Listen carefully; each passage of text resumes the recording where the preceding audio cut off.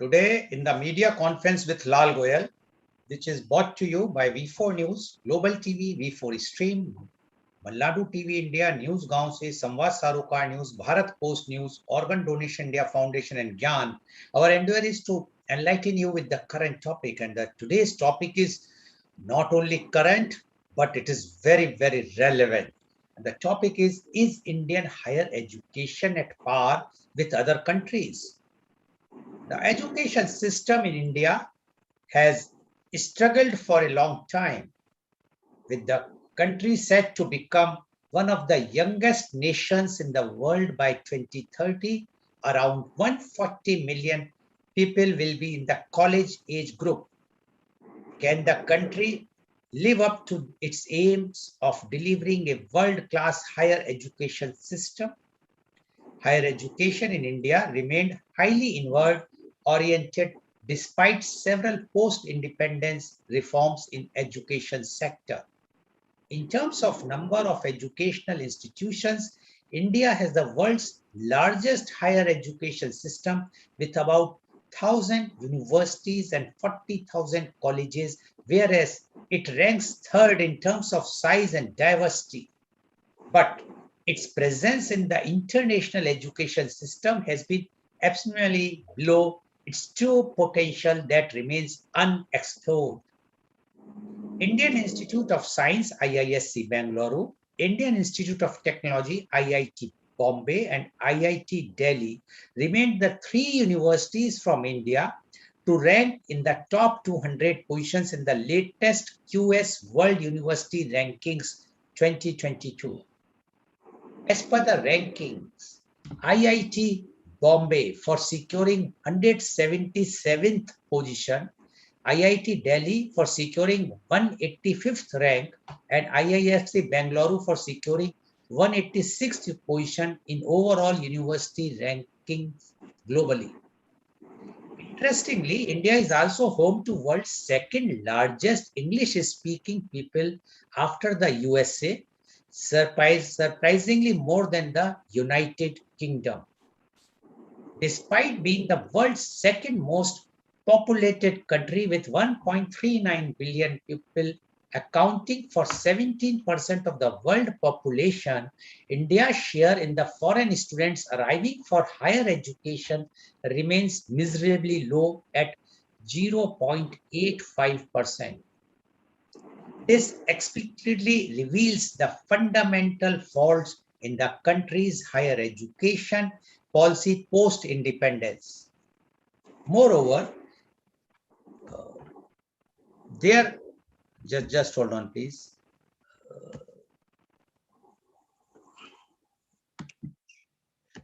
Sorry. Moreover, there had been serious regulatory impediments to internationalize and take initiative on their own by private and also top-class public institutions of national repute.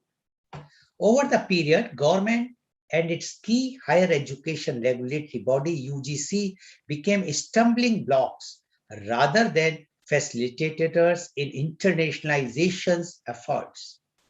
Casting off the shackles of geographical boundaries of the highly inward-oriented higher education system since independence, the new education policy 2020 has set the stage to take India to the global stage it long deserved. This has been the first time in the education history of India that the UGC and the government has taken a bold initiative to integrate Indian higher education system with the international education and making meticulous efforts by evolving implementation strategies and regulations to make it world-class. National Education Policy 2020 is a landmark transformative initiative of the government to address the immensely significant issue of inward orientation of the Indian higher education system and to promulgate a policy framework for its internationalization that would go a long way, not only to improve quality of higher education in India, but also its reach and making it globally competitive. India aims to actively promote itself as the preferred global destination for higher studies, offering quality education at fractions of cost compared to developed countries. Top class universities from around the world would be encouraged to set up their campuses in India, as well as top Indian institutes would be encouraged to internationalize and expand their activities overseas. Each higher educational institute would set up international students office to facilitate incoming foreign students. The policy envisages a significant rise in the inflow of foreign students for higher studies, with emphasis on subjects such as Indology, Indian languages, yoga, arts, music, history, culture, Ayurveda, Siddha, and Unani system of medicine. The UGC is also in the process of devising a mechanism to conduct admission tests across countries for admission in Indian universities. Expanding overseas reach of Indian university system through online distance learning ODL programs and its due recognition by the UGC is highly commendable. Hybrid programs and student faculty exchanges as an integral part of course delivery in the university system that received severe resistance by Indian regulatory bodies is poised to accelerate international integration and expansion of Indian higher education. As a maiden initiative, the Government of India, with active support of the UGC, is likely to set up a unified one-stop online information portal to disseminate information for inbound foreign students on education system in India, incorporating details of institutions, programs, seat availability, admission process, etc. Special efforts are being made to provide scholarships and other financial assistance to students coming from South Asia, Southeast Asia, West Asia, Africa, CIS, and Latin America. This has been the first time that Indian missions overseas and the Ministry of External Affairs is actively involved, and several online interactions were held between foreign university experts and their Indian counterparts so as to identify unexplored potential for internationalization of Indian education system. There are pressing reasons behind the NEP's strong pitch for opening up of India's higher education sector to the world. One, despite having second largest higher education system in the world, none of its 1,000 universities and 40,000 college figures in the world top 20 or even top 100 university rankings.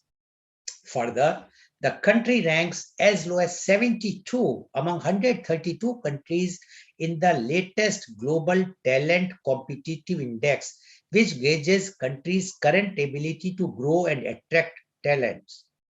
One of the key reasons for this is education bureaucracy's prolonged stranglehold over higher education system, preventing innovation and expansion of the sector.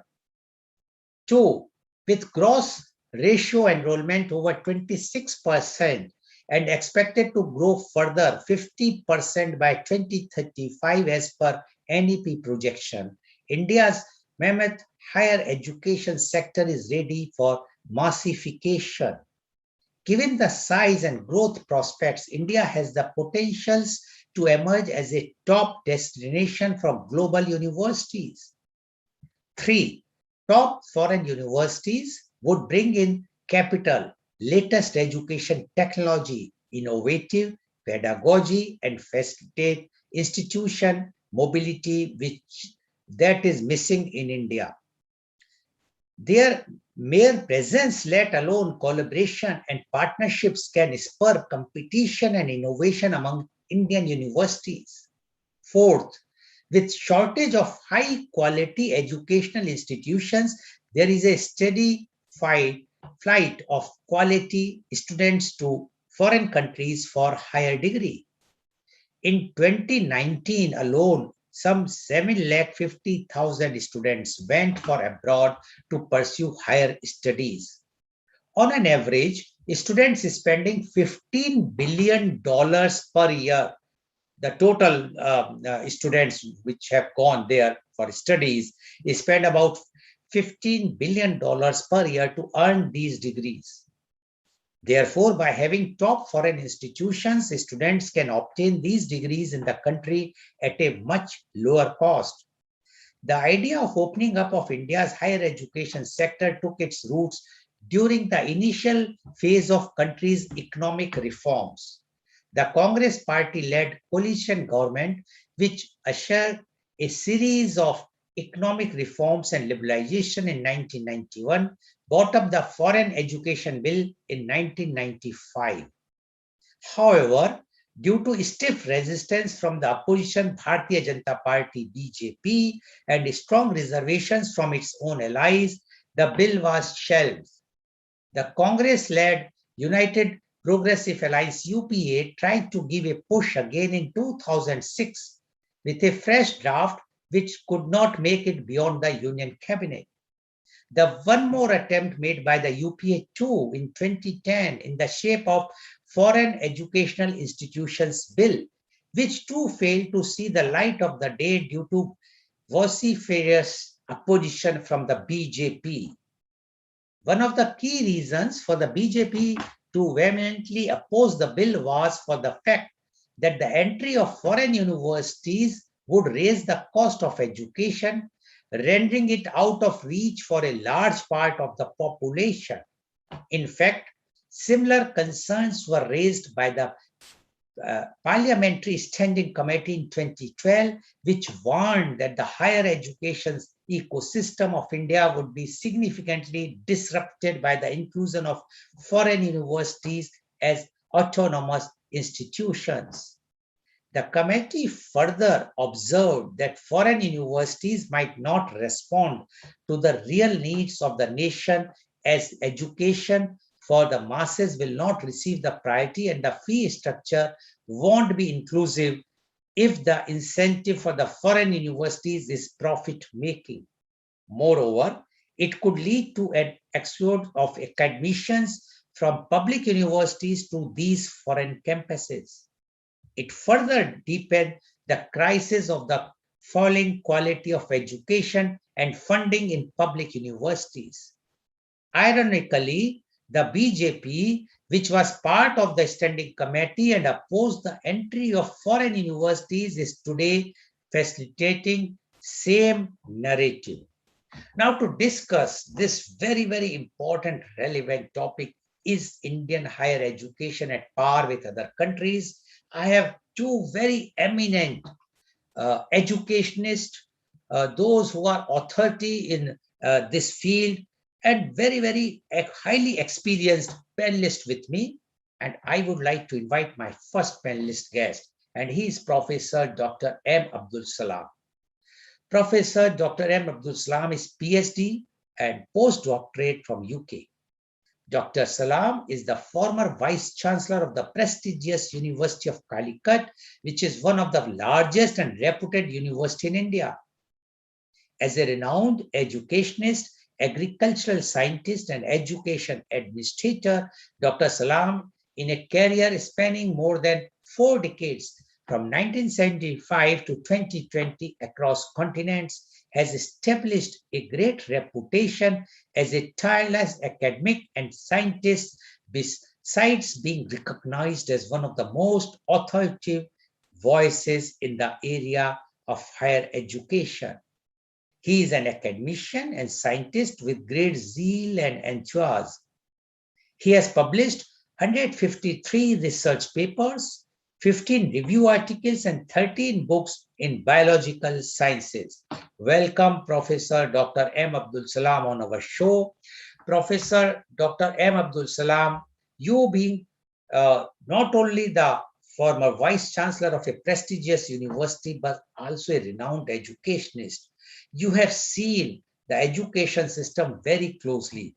Moreover, you have also you were also abroad in many countries and many continents. You have seen the education system there, and you are well aware about the plus and minus points of the education system in India. And one more thing, now you have also become a political leader of the ruling party, that is the BJP.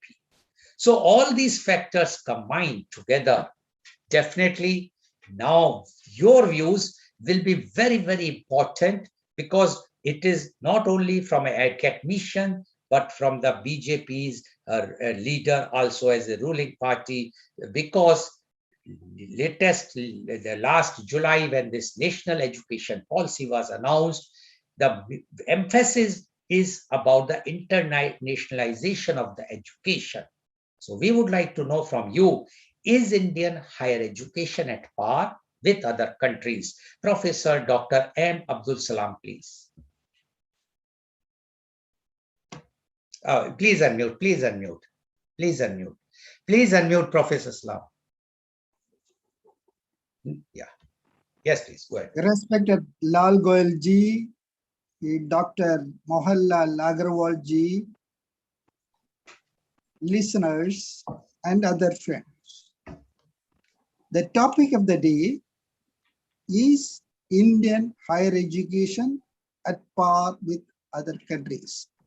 Indian higher education, that means education starting after +2, that is from graduation and above, at par with other countries. Higher education in every country is associated or discharged by universities and affiliated systems. So the question is whether the Indian higher education is at par with other countries. We talk about other countries, there are 195 nations, and you can classify as developed, like the G7 group, France, Germany, Italy, Japan, US, UK, Canada, etc., developing and undeveloped or least developed. There is no point in comparing with a tall fellow and a dark boy. Why the tall fellow, the G7 and some of the very closely reaching developed nations? I will give you an example. One of the top most developed country, USA, the GDP is 65,000 US dollar with a population of 30 crore. UK, the GDP is 50,000 with a population of 6.6 crore. Come down to India, then the GDP is around 2,000 or $2,100, 20 times or 25 times or even 30 times less than these two nations, with a population of 140 crore. The point which I am trying to say is that comparison between universities of the so-called developed affluent nations with large amount of resources with India. India is a developing nation. It is not reached the status of a developed nation. Carrying 140 crores, it is not meaningful. But perhaps if we make an attempt to compare with the similarly placed nations, yes, I am sure we will be much ahead. That is my first observation. The second observation is regarding the universities. During 1947, when we got independence, the number of universities were 25. Today, the number has got up to 1,005 with 45,000 affiliated colleges. When you look at the number of universities in the world, over 195 nations, the figures, I don't know whether it is correct or not. It is well above 25,000 or 30,000. Clear-cut information is not available, but the number is very high. But I am sure, based on my association with many countries, I'm sure that out of these 30,000, large number of universities are very much inferior. We are all the time looking at the universities of developed countries like MIT of USA or Oxford, such highly reputed universities of, with not only resource, but of age and reputation generated over years. Then I made a comparison. I made a comparison between, not a comparison, observation between developed versus developed nations versus India.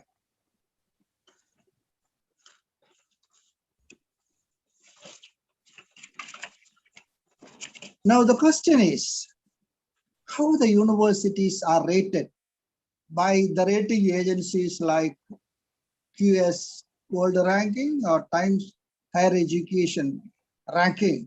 If you look at the ranking criteria, they mention the ranking criteria, they take norms in terms of academic reputation or in terms of employer reputation or faculty student ratio or citations per faculty or international faculty ratio or the number of international students, publications, etc. They have their own criteria in fields like teaching, research, technology transfer, and consultancy areas.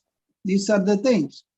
But in India also, we have similar parameters to classify the universities. In India, 1,005 universities, but unfortunately, the ranking or the rating of universities is often very, very less or limited.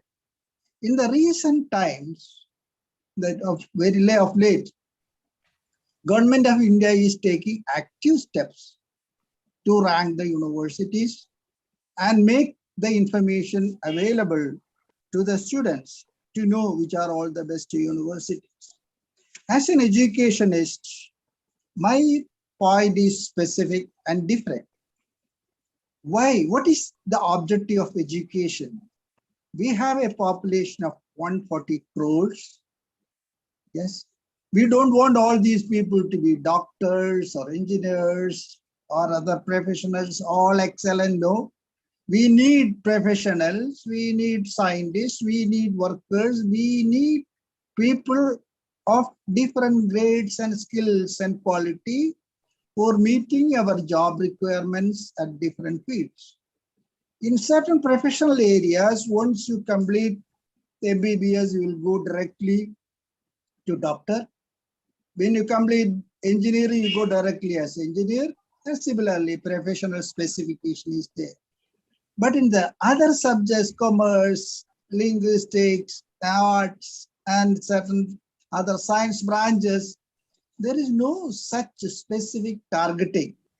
So once you are a graduate, your openings are diverse. You will be considered for so much of diversity of jobs. So that is one specialty that we are observing here. The second one is the word employability. I was observing the usage of this term by many people during the last 3 decades.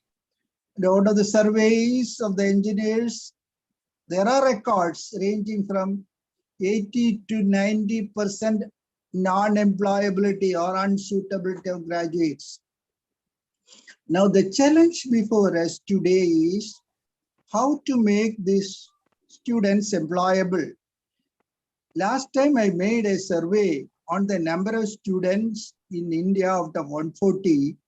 The total number of students, that's only an approximate 40 crores, of which 36.5 crore belong to schools, 1.5 million schools, and 3.5 crores belong to the colleges, about 45,000 colleges. And let us look at this 3.5 crore of college students, graduates and postgraduates, and their ability to work in the respective areas, in the assigned areas. So that is our major concern. So as an educationist, my concern all the time was how to make them employable. Now, before I proceed from here, let me make another point. I had opportunity to visit many universities in US and UK and even Australia. And my feeling is that, the theory education part is not superior than the one we are having here in India. But what is superior in those nations is in terms of excellent infrastructure, systematic way of handling, systematic time scheduling, timely conduct of classes, delivery of the content using audio-visual materials, using excellent equipments and computers, and they do things in a very systematic manner. That approach, that system, that culture is very much absent here. That's one thing I have noted. The second thing I have noted in that culture, that is the developed country education culture, and in India, is that in India, our planners, our teachers, our university leaders, they all attach more importance the syllabus oriented, theory oriented, mugging oriented, reproduction oriented, A grade oriented, or 100% oriented sort of education, wherein the students, everybody feels satisfied with their grades based on their memory tests. But in other places, what I observed, along with this, yes, they have a memory test, but they give an emphasis on their doers and thinking ability. That is what is lacking in India, in our country. It is not, yes, I should say lacking, it is not absent. So looking at the advantage of A plus B, emphasis on theory part, and more emphasis on the working part, the real doing part, ability to do.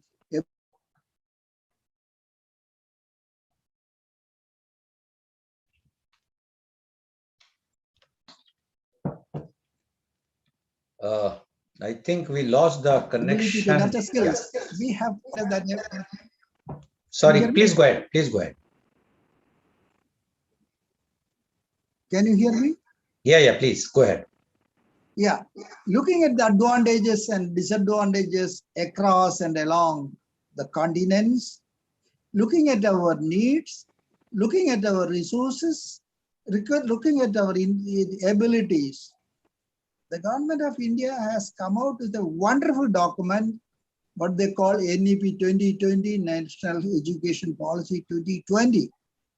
That document, prepared under the chairmanship of Kasturi Rangan, I consider it as a fantastic document, a valuable document, if translated to action accordingly. And large number of problems that is being spelled out by many people, many stakeholders from many corners can be eliminated, and the quality of the output of the universities, or the product of the universities, which will be much higher. Now they have used a word.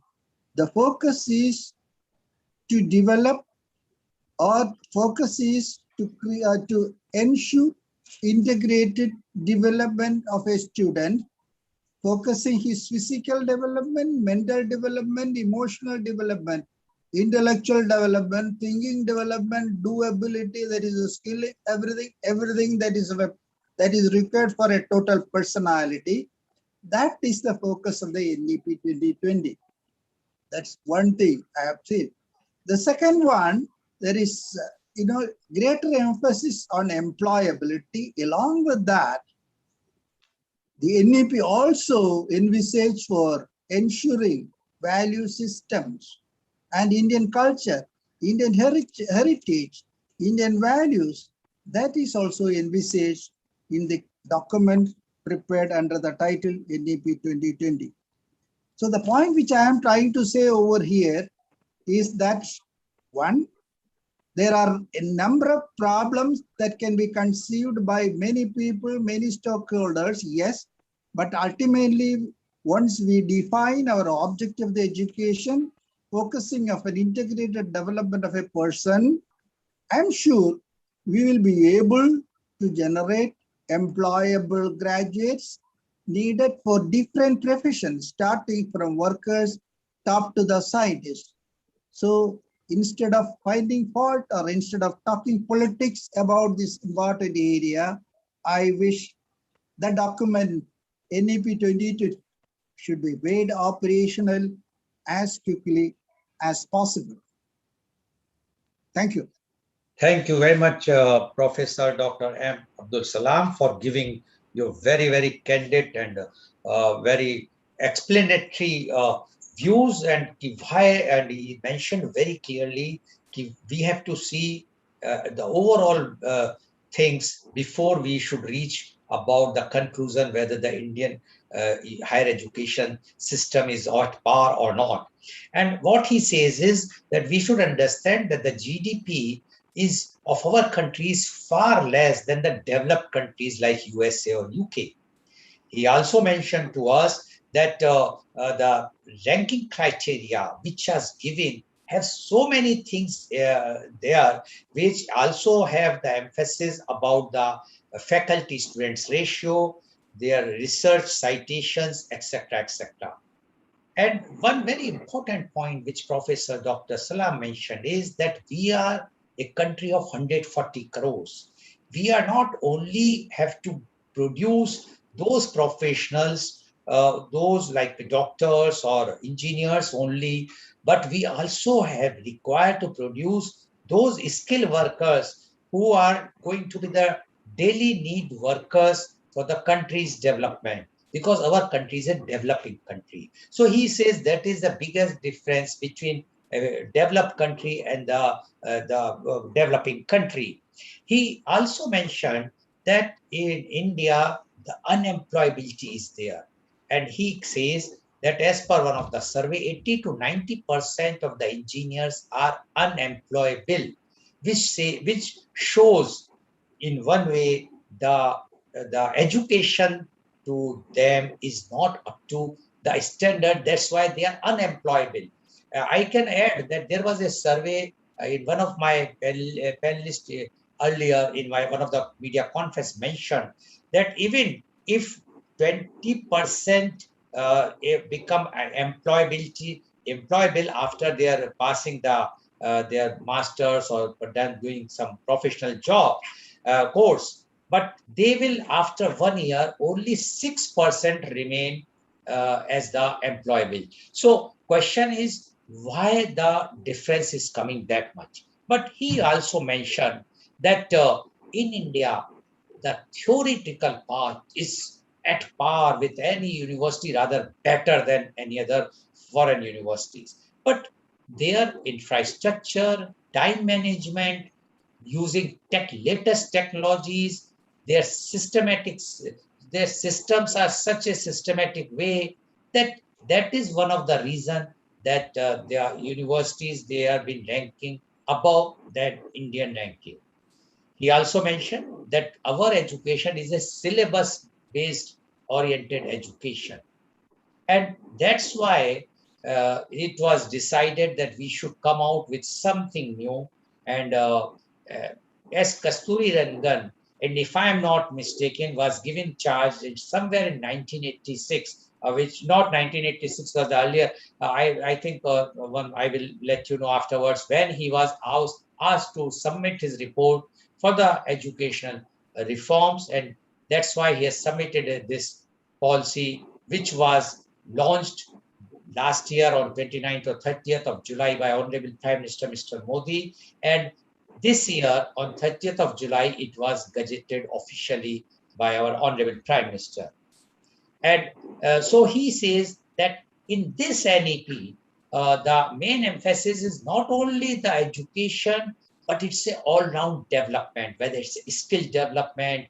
One more very important point, according to Professor Dr. Kalam, in this national education policy is the value system, that how to give good value in the student, which was lacking earlier or which is also lacking in other countries. So what he says is that we should not see in that way that the education system in India is not at par. They are definitely not at par because of certain reasons, what he has already mentioned.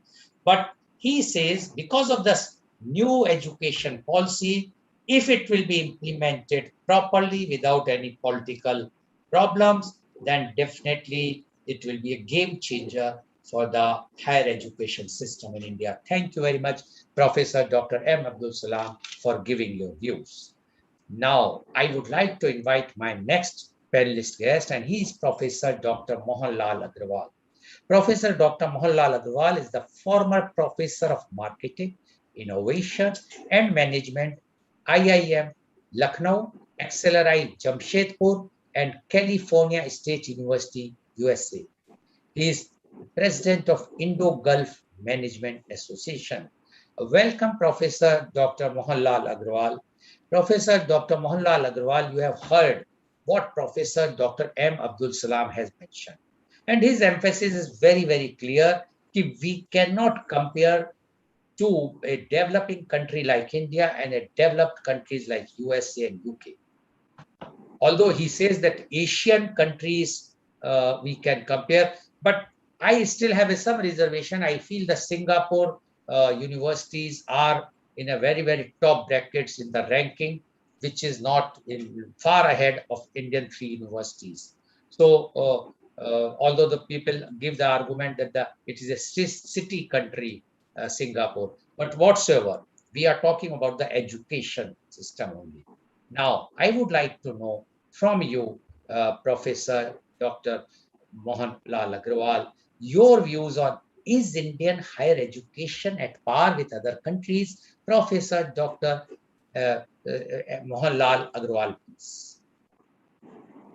Please unmute. Please unmute.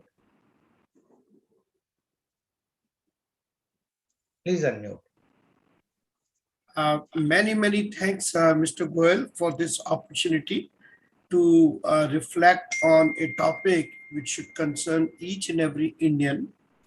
I am really in a very big respect for you as well as for Dr. Abdul Salam, who has given such a fantastic, fact-based and fascinating dispensation of how to make a comparison, how not to make a comparison, and how to look at Indian higher education system on its own merit or demerits without being any time unnecessarily patriotic about it.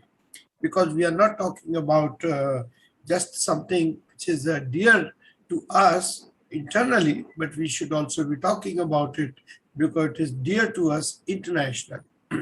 Fortunately, all three of us who are here today, they have not only observed, but they have also participated and also contributed to the education system in both the worlds that have been defined by Dr.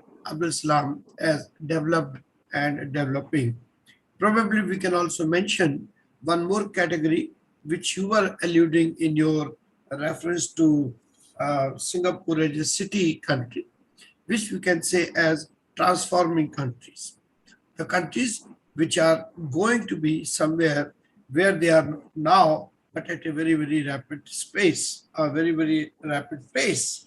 And therefore, these countries in my mind are the right way to talk about our education system. Neither the developed nor the undeveloped, but I would say the countries which are transforming, because they are basing the transformation on several key pillars, and one of those key pillars is higher education. These are the role models for us. These are the real benchmarks for us.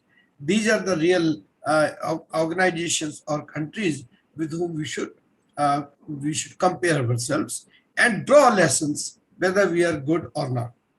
Let me talk about that developed and developing countries. I had taught about 12 years in Canada and almost half of that 5 or 6 years in the US, in various countries, in various coasts, both East Coast as well as West Coast.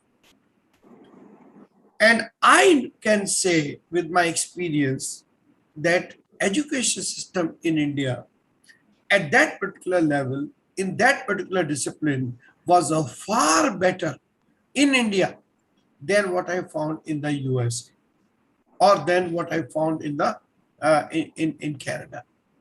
In other words, I'm comparing apple to apple or oranges to oranges. So if we look into the universities or the ones that we are talking about in those countries and our own business schools, which are in good ranking, I would say that we are much, much better in, and in many cases, definitely, we are not lesser than them in terms of both student quality, teaching material, and teaching outcome. So how come that they are ranked in the world ranking and we are not ranked in world ranking whenever these world rankings come up? So I will talk about that in a few minutes. That perhaps that is one answer to this question that I have myself asked. The second very, very important point I would like to say here is the resources of the country has far less to do in terms of quality of higher education in that particular country. In fact, it is mostly the policy of that particular country. For instance, in Australia, Brisbane, where I was teaching in the best private university called Bond University in Brisbane, that was the only one at that time private university in Australia. And I found that this was done at a very, very careful analysis of the options that people should have by the government of Australia. And they did not get a single penny from them. They raised their own resources. They made their programs at market prices, and they were able to attract the people from US, Canada, Europe. In fact, I had a pleasant surprise when I was teaching there that I came straight away from Delaware, USA, where I was teaching. So I taught one student there for in the spring semester, and the same student I got in Australia at the Bond University in the fall semester. And I said, "How come you are here?"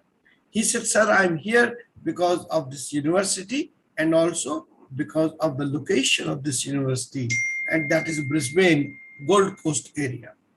So I can understand that that part is also important from international education point of view, and that will answer your question that you are asked, that how come that we are not able to attract international students to our schools. By the way, India has been the most hunting ground for higher education from the Middle East and from Africa for a very, very long time in the present century.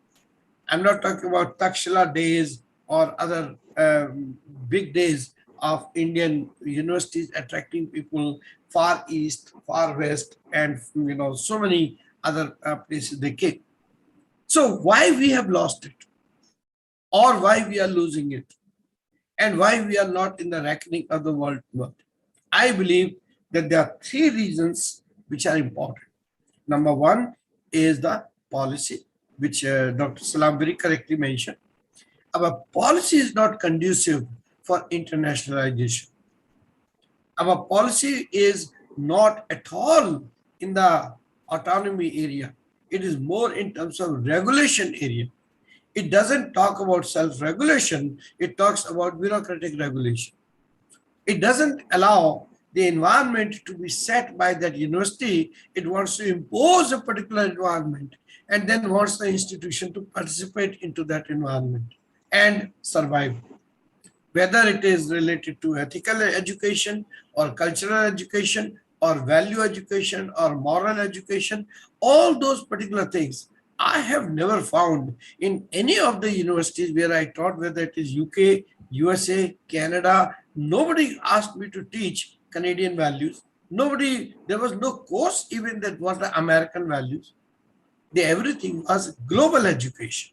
So why we have to talk about our, yes, yoga and all those things can be understood because we are pioneers in that, but only because of its marketability and inherent value, not because It is, we want that everybody should learn yoga or things of Indian culture from that point of view.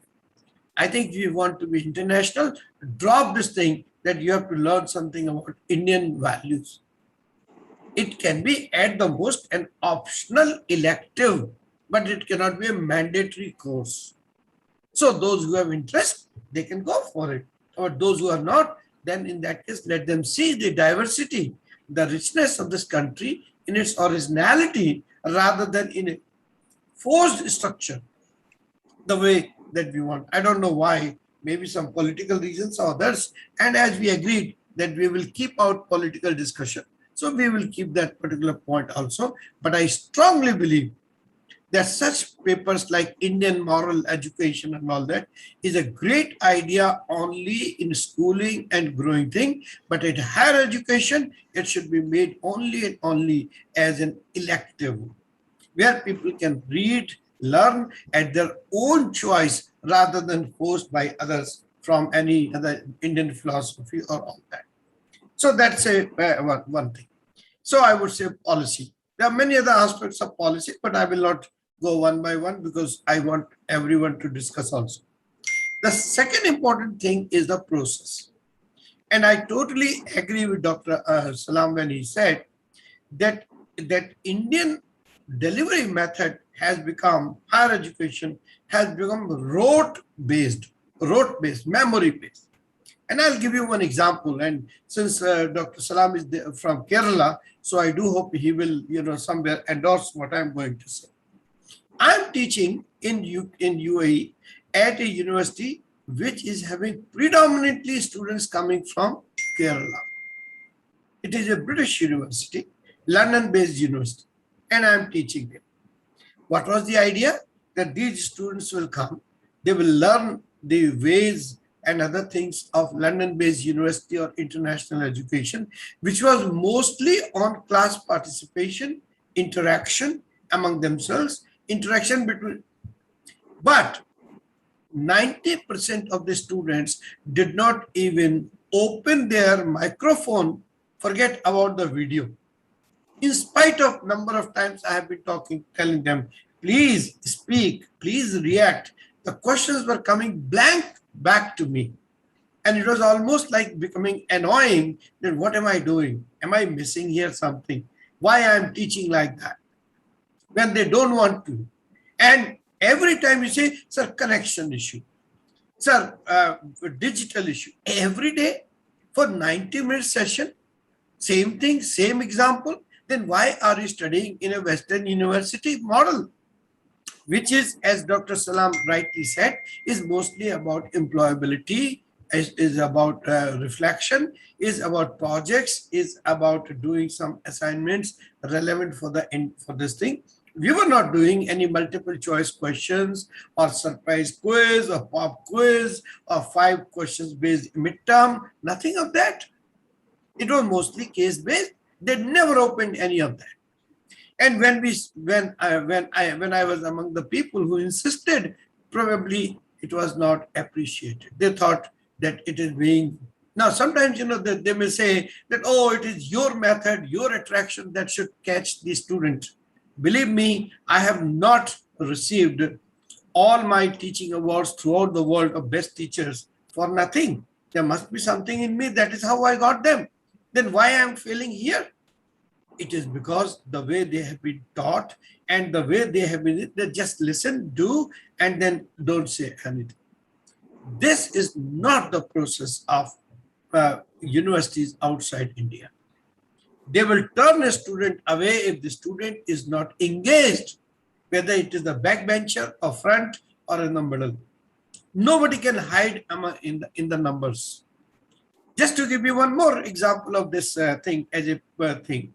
When I was teaching in Australia, Brisbane, I had 400 students in one section of mine in marketing. And I said, seriously, I have to teach 400 students throughout the session. How will I be able to manage? I said, that is why we have taken the best, they said, number one. And number two, you will be receiving 26 teaching assistants, 26 teaching assistants for every 15 students. And these teaching assistants will be staying in your class, and then they will be taking these 15 students after your class for discussing many things that was not clear, or they wanted to ask questions, so that entire thing could be taken care of. Again, process part. This we don't do here.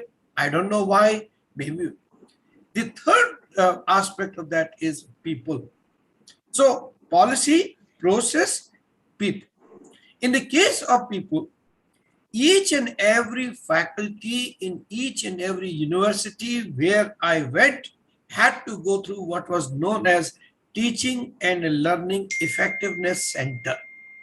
Teaching and Learning Effectiveness Center, where teachers of teachers will teach how to teach in the class in a participative manner, in a learning experience manner, using the technology and using the psychology of the students, so that the learning experience becomes absolutely wonderful. Now, this is not something which we do here in India. If a faculty of the same university takes a particular faculty development class, it is almost like as if they are doing a favor, and they try to pull that person down when there is a faculty development program, that how can you teach me something? I am having an experience of 29 years, 42 years and you are going to teach me how to teach? Yes, sir. The answer is yes, sir. Anybody can learn how to teach better at any stage, and there's no shame in it.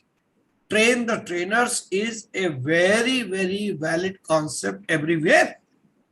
Train the trainers is one of the requirements of each and every corporate body, that when they have to train the entire universe of their factory, they are not going to call for each of them is to a teacher from IIM or Calicut University or any other university. They will have trainers of that particular organization first to get from them. And exactly the same model we followed when I was training Air India. For 6 years, I trained them in order to prepare for this competition in the skies that you are seeing these days. And trainers were taught first, and then people came, and then those trainers learned how to do, and they did those programs later. So again, I would like to say, people is also mindset of the faculty. They think that I'm PhD, therefore I'm good in teaching. Sorry, sir, you couldn't be more wrong. You were given PhD for your expertise in that particular subject, not for teaching art, not for the craft of teaching, not for the art of teaching, not for art of learning how to help others learn from you, with you, along with you. And for that, these teaching and learning effectiveness centers come in a very, very big way. Neither there is a concept, nor there is a funding behind it, and nor there is any taking of it. So as a result, our teachers remain seriously damaged teachers mostly. Of course, many people shine, and that is why good teachers in India, immediately they become very, very good teachers in the Western countries, and they receive awards one after another. Because not only they know what they know, but they also get to learn how to teach. This we don't do, whether it is IIMs or XLRI or Calicut or any other university. And if it is happening, it's happening only by exception and in a very small quantity. The next thing is about the technology. Use of technology in the class. Use of technology in delivering higher education. We still have the methodology called sage on the stage thing. We go to the thing and think, give fantastic words, quotations here or there, and then as a result, we feel we have done the job. No. We do not want sage on the stage. We want coach. We want training coach like football coach and all that, where they give attention to the people, what they are doing right, what they are doing wrong, how to correct the wrong, and how to become better and better. Employability, the concept which you mentioned. So therefore, I believe that at this particular moment, we do not have that mentality among our faculty. So this is not going to take all. And last point, and that will perhaps do this thing, that most of these, QS rating or any other ratings, Financial Times, business, all of them are based on one fundamental idea: research-based, research-enriched teaching. Most of the universities in India are pizza delivery centers. They have a book called they have a pizza called a book, and they have got a delivery boy called a teacher, who doesn't teach through his or her research, who doesn't research what he or she teaches, and who doesn't publish as a rule the things in the internationally accredited journals, where others can also see what they are writing and what they are publishing. In each and every university in USA or other Western countries we are talking about, there is a post of a research professor. There is also a time for research for each and every professor. And if that professor doesn't publish in very, very highly rated thing, he or she is taken off from teaching from the PG classes and given more and more UG classes rather than PG classes. Here, no. Here, neither the universities and schools have any commitment towards the research of professors. Neither they give time, nor they give them money, nor even they consider it at the first thing is load that person with as many courses as possible. And that person also feels good about it. If that person receives a lower load, he thinks, I am happy. Actually, that lower load was given in order to allow you the time to reflect, research, publish. But those particular things have not been done. So fault lies with us also, not just with the universities. Take a combination of all these factors together, and that will answer the question which I had asked, that then why we are not great or why we are not ranked among the top things when we have one of the best students who are coming to the higher education. I can vouch anywhere that the input coming to the higher education in India is the best, whether it is UAE or UK or USA or Canada. Very smart people, Indians are going there, number one. So why we are not there? Why brilliant teachers are teaching there and they are also teaching here and still nothing happened?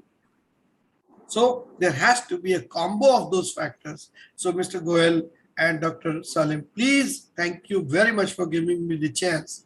But at the same time, I also request you that when you write some policy recommendations, please make sure that the research-driven teaching becomes the basis of better teaching rather than better teaching with lips or better teaching with quotations or citations or delivery style or, as I call, pizza delivery boys. Thank you very much. Thank you.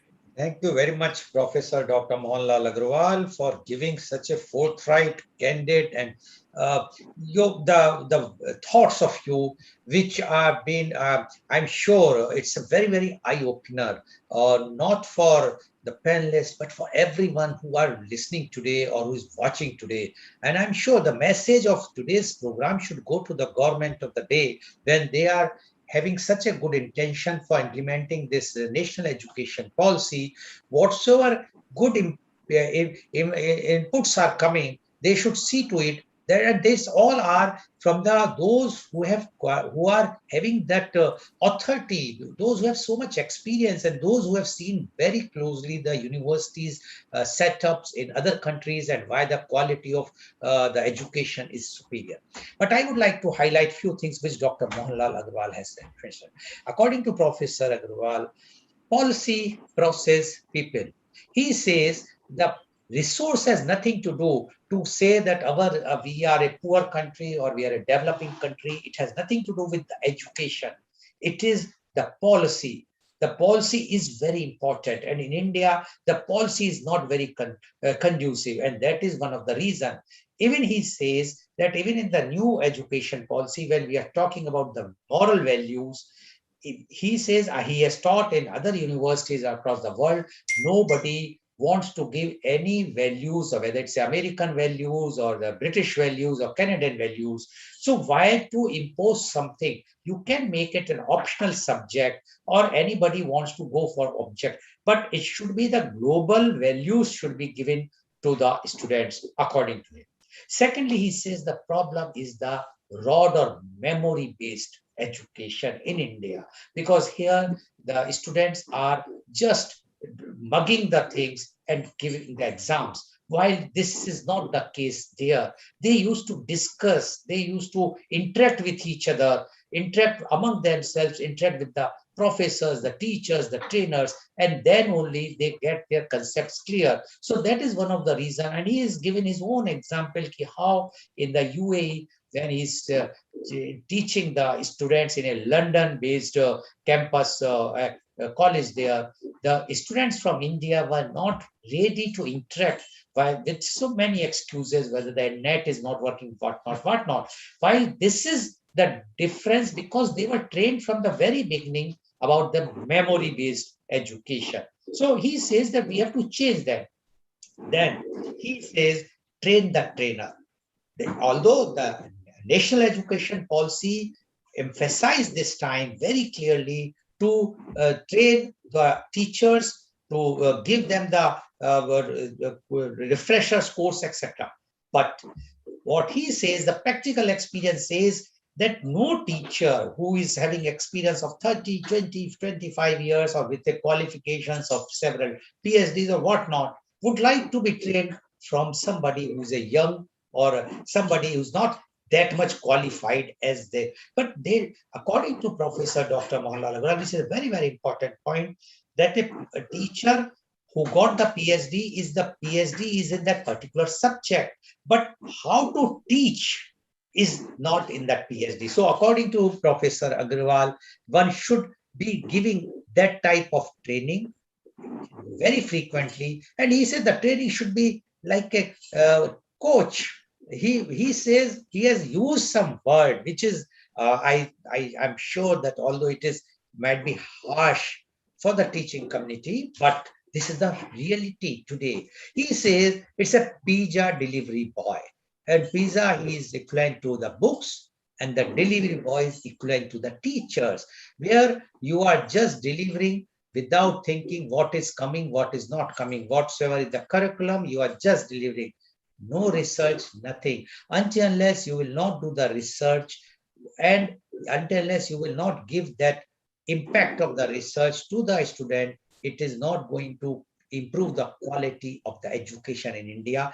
According to Professor Agrawal, the students' input are very excellent. This is they are going abroad, they are showing colors there.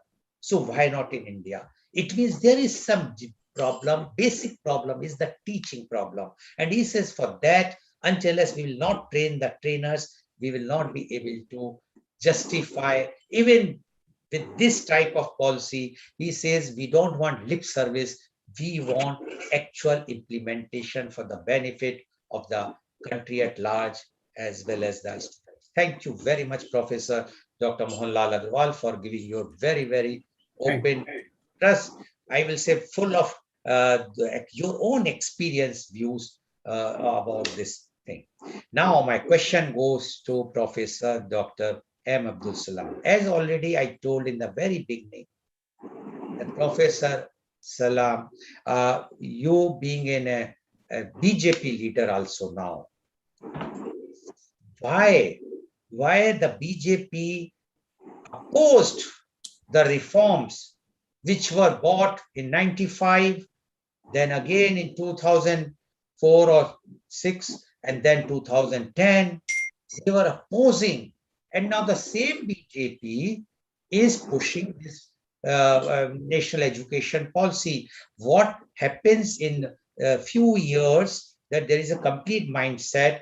Don't you think BJP has in very crude word, I am asking you, being a BJP leader, that you have blocked an entire generation and deprived the higher education, quality of higher education, which they should have got if these types of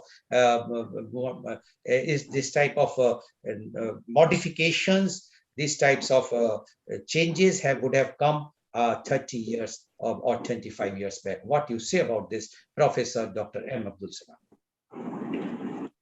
No, thank you, Lalji. Let me thank Agarwal ji for sharing the experience of his experience in US, Canada, and Australia. Before answering your question, let me share a few of my thoughts in nutshell, in bullets. Bullet number 1, to change the system in India, my thought, number one, how best we can create a fertile field here in India, like IITs, for a better crop for our students, fertile field for our students.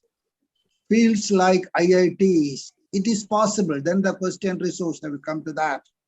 When you look for a fertile field for the students, if you have resource crunch, you have transformed India to another fertile field for the private players.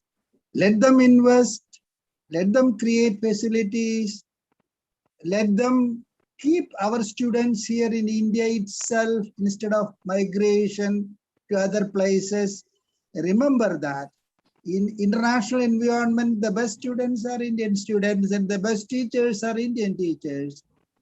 Our challenge is how to create fertile fields like IITs and fertile field for private players for changing the game changing of education in India, number one.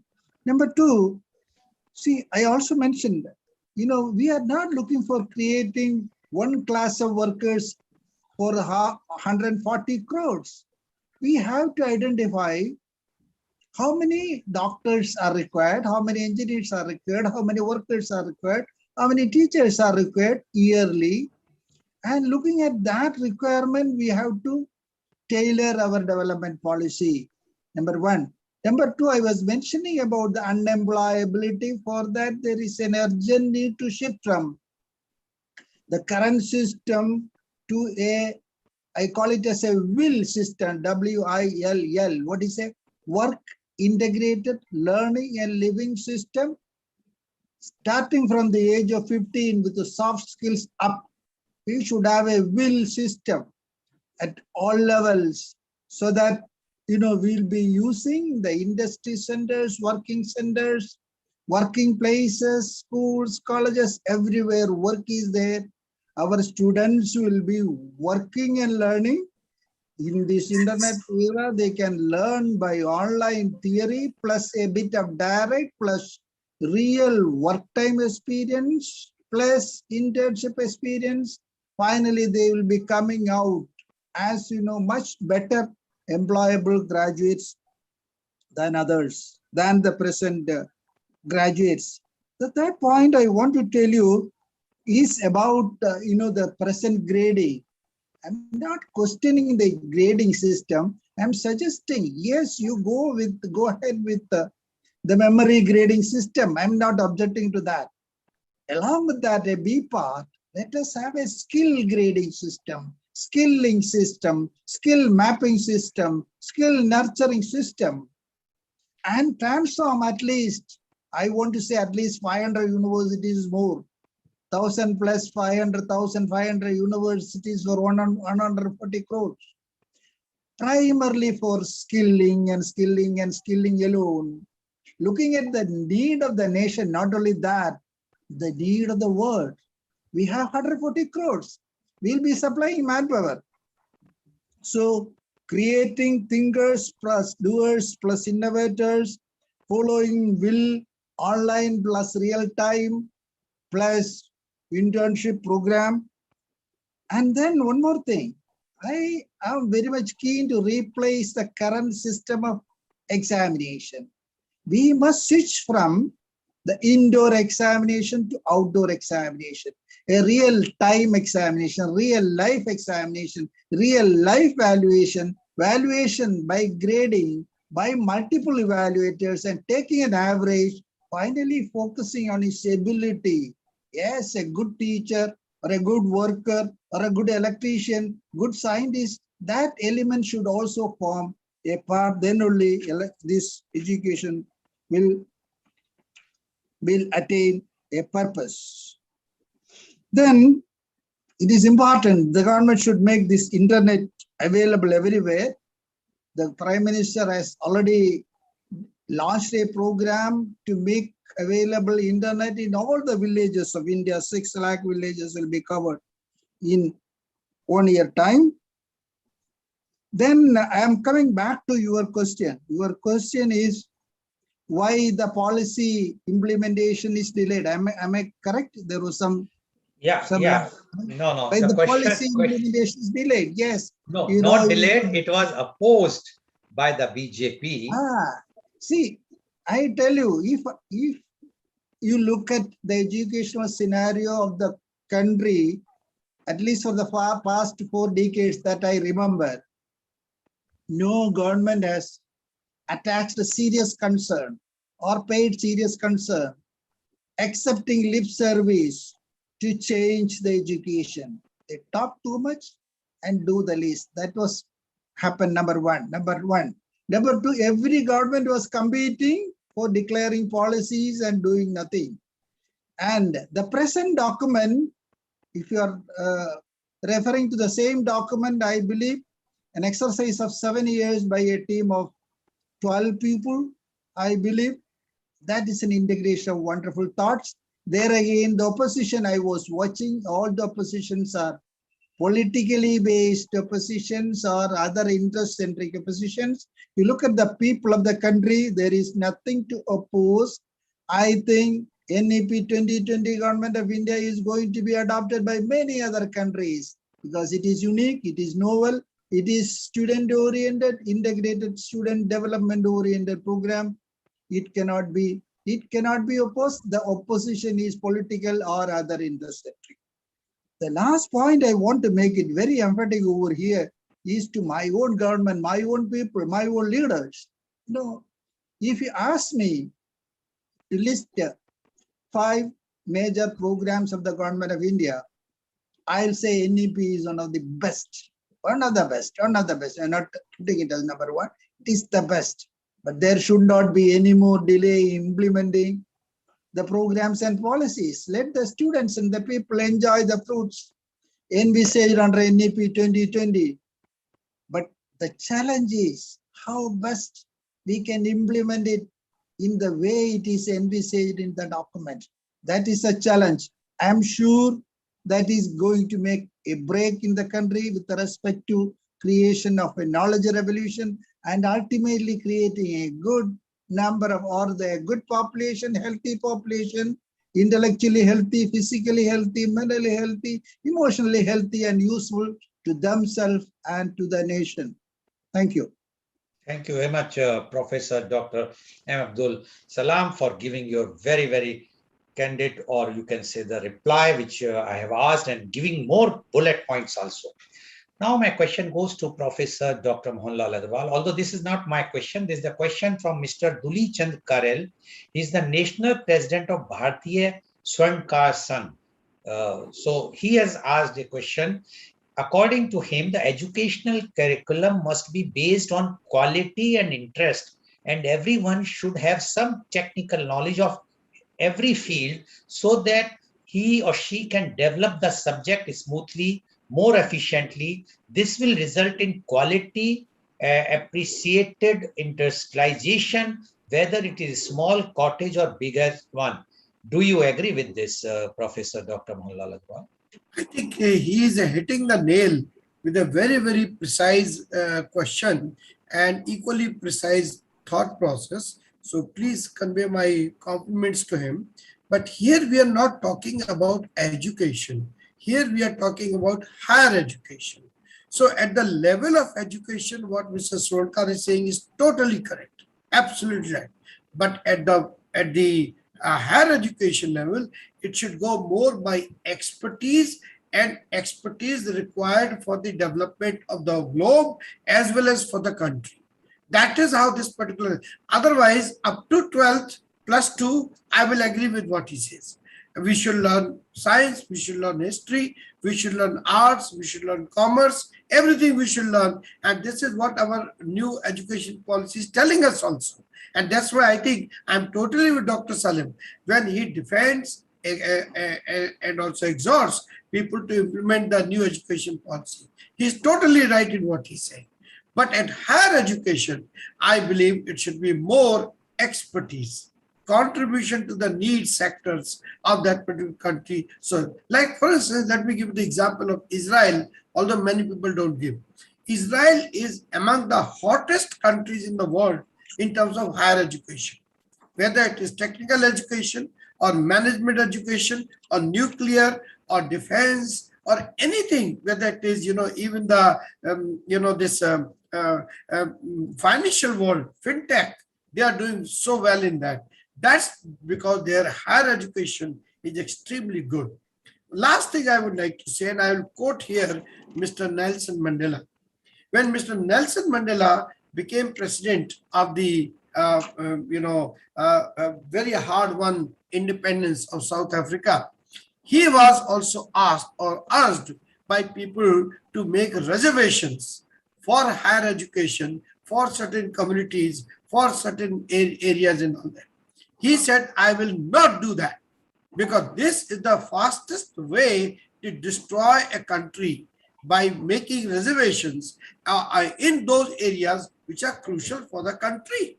Yes, higher education must be free. Higher education must be earned. Higher education must be paid for. Higher education even should be financed by loans if you need to, because that's the way the country should grow. Exactly. Not like you are subsidizing BCom, MCom, PhD. Why? For what reason you are subsidizing that? Yes, make 12 free, make 10th free, make 8th free. I will give my tax dollars for that. But I would not give my tax dollars for higher education because that should be earned.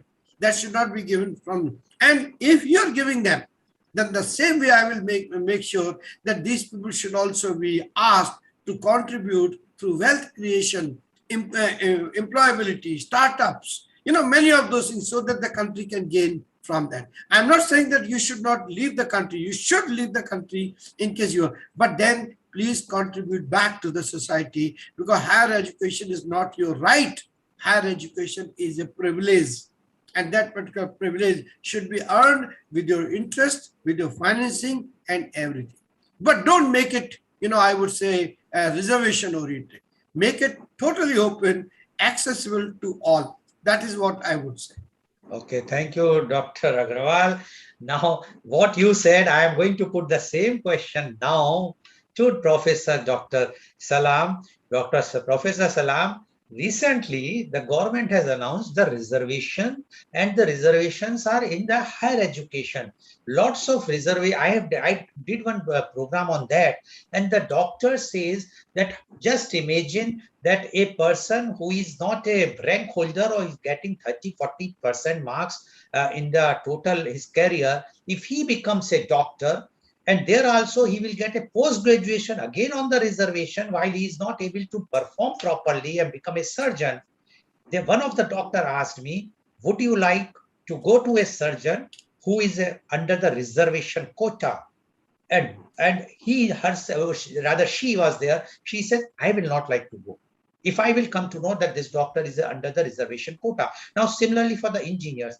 Now, what Professor Agrawal is saying is that reservation should be up to 12. Yes, put whatsoever free, everything. But after that, the higher education should be on earned, higher education on the merit. What you say, because you belong to ruling party. What you say about this, Professor Salam? No, I appreciate the statement of Agarwal ji. The point is, a country like India with 140 crores, higher education, I look at the graduation and the post-graduation, the master's and doctorate level. Yes, at the graduation level, perhaps with a country of this much of population demanding so much of people, again, large number of poor people and socially backward people, reservation, if affordable, can be extended up to the graduation level, to ensure social justice and also to produce large number of workers for the country. But beyond that, post You are muted. You are muted, please. it is not required to extend the reservation policy at that point of time, at that level of education. People, self-driving people, interested people, passionate people should pursue higher education, that so that that education will be good to himself and to the nation. Otherwise, forced education at higher levels with the public funding, I'm sure that may end up only as a waste. So I still believe that beyond graduation level, we should not extend the reservation policy. Okay, thank you. And I hope, Professor Salam, your view should reach to the ruling party, because it is your party only which has come out with the reservation. And even for the economic backward, even for the all those categories which are already there in public domain, let's see how, when it will be implemented, what will be the complication or implications. Now, my question goes to Professor Dr. Mohanlal Agarwal. Professor Agarwal, we are talking the campuses to be opened in India, foreign campuses. When the foreign big universities like Oxford, Harvard, etc. will open their campuses, definitely the students will come from across the world. Definitely the faculty will also come from there. Don't you think then the cultural invasion in India, which is right now very much, we are seeing even the interstate, there are lots of problems are coming. The students from one state to other state, people always, and we have seen for the northeastern students how they were treated in Delhi and in Karnataka. Now, what is going to happen if those are coming and their culture values are different? There, the smoking is not something, or the drinking is not prohibited. While in India, our culture is different. And if they will be drinking openly, and if they are smoking openly, and if they are, how you can control the faculties or those who are coming from there? Don't you think the purpose will be defeated if you will have a control regime? No one can drink openly, no one can smoke openly, no one can wear short dresses, and even no one will eat something like beef or something. What do you say about that? Thank you very much. Thank you very much, sir, for asking a very relevant follow-up question on that. Many of these fears are actually excuses, sorry to use the term, excuses for preventing good organizations and associations and business schools or universities to come in India, because they will kill the bad apples which are there in India, and who are doing exactly what you are saying, but they are doing because they are Indians. So just because smoking is being done in an Indian campus, it is fine. But when it is done in Oxford campus in India, then it is not fine. That part, I think, where you cannot stop in a democratic country what they will behave or not, because people are exposed to Netflix, to various other things, and they learn all about that. My feeling is, sir, and I hope you will at some, because for me, you are a very wise man. My feeling, sir, here is that these are the reasons to keep the people who will kill you because you are bad away. And that is how they are doing it. That they know that the best universities will not come here until they get the best inputs to come there. And the moment Harvard comes here, IIMs will close first. The same way, when baby IIMs came, many other top ranked business schools in India became lowly ranked business schools suddenly, because even IIM Guwahati will get more people than probably, XLRI or something else because of that particular thing. I'm not saying this is the truth. I'm just giving you as an example. So that's the thing I would say. Bad coin is always thrown away by a good coin. So what is the thing? Keep the good coin in your pocket and allow the bad coin to continue. Why? Because if the good coin comes, then you say, oh, they will do this. You're already having a currency note which is solid and bad. Why are you worried about the new currency to come in the market? You have seen in the UK, just one last second, that how the notes are crisp in UK when you use the pounds and all that. You must not have seen any bad currency. In India, the 10 rupees note, 100 rupees note is seen by everyone 10 times because it's so dirty, so bad, and that they are not even touching it for COVID reason or whatever. This is exactly what is happening in India in terms of higher education also. Thank you.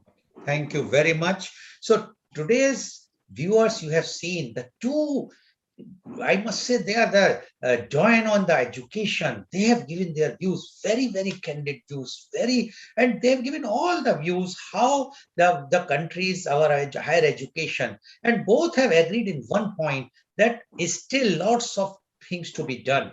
And both agreed that this National Education Policy 2020 will be a game changer if it will be implemented properly. And for the implementation, as we know, the education is not only the central subject, but also under the state. All the stakeholders have to come together and see to it that it should be implemented properly. Then only. Plus, there are many more suggestions which input has been given by both the panelists. If that will be, and once the new policy always implemented, some corrections are always necessary, which I'm sure that it will come. But when, we don't know when it will be done, when it will not be done. But thank you very much. And today's program has been live telecasted by V4 News, Global TV, V4 Stream, Malnadu TV India, News Gaon se, Samvad Sarokar News, Bharat Post News, as well as to our show live on YouTube and Facebook. And our endeavor in our evening program of Kal Aaj Aur Kal Lal Goel Ke Sang at 4:30 p.m., where we bring somebody who is an achiever and who can be a motivational force, or somebody who can give some motivation to the youth or the young. And today's my chief guest is Miss Radhika Tejpal. She is Mrs. India 2018, and she 19, and she is Mrs. Asia Personality Queen. So please tune in and hear her own life journey in the program Kal Aaj Aur Kal Lal Goel Ke Sang at 4:30 p.m. Thank you very much, Professor Dr. M. Abdul Salam. Thank you very much, Professor Dr. Mohanlal Agarwal, for joining and giving your very, very experienced, thoughtful views. And thank you all the viewers. And I'm sure today's program is very, very educational, not only for the students, even for the teachers and for everyone who matters, because the education is such a subject everyone is connected with. So thank you very much. Thank you all.